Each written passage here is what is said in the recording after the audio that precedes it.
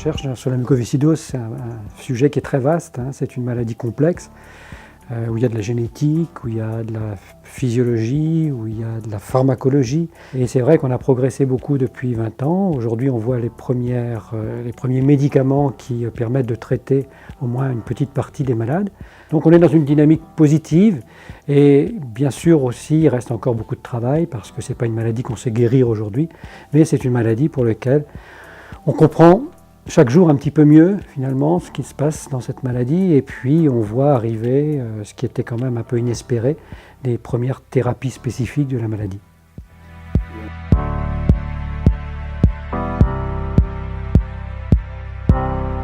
Le laboratoire de Brest, depuis plusieurs années, est un laboratoire qui existe au niveau international, hein, qui contribue par ses publications, par ses communications au congrès.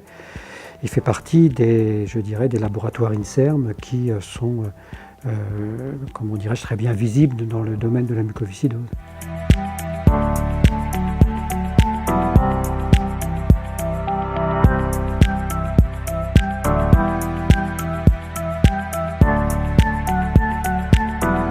C'est important parce que la mucoviscidose n'en serait pas où elle est aujourd'hui en termes de recherche, en termes de progrès, s'il n'y avait pas eu cette dynamique associative autour de la mucoviscidose, autour des chercheurs, autour des équipes de recherche.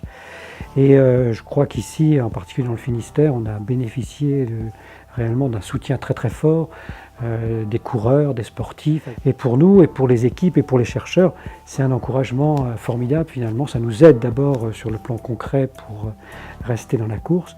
Et puis c'est un soutien et une stimulation extrêmement importante pour les équipes. C'est aussi un symbole, c'est-à-dire que les gens qui vont passer une matinée, qui vont courir, qui vont marcher quelque part, c'est aussi un symbole très fort avec de soutien pour ces enfants qui, eux, ne peuvent pas courir, ne peuvent pas faire de sport. Donc je crois que le sport est quelque chose qui est un lien fort finalement entre les chercheurs et puis les malades.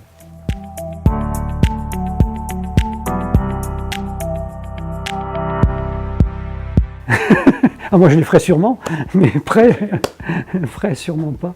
Parce que pour le sport, c'est vrai que ça demande un entraînement quotidien et que je n'ai pas cet entraînement qu'il faudrait avoir pour les faire dans de bonnes conditions.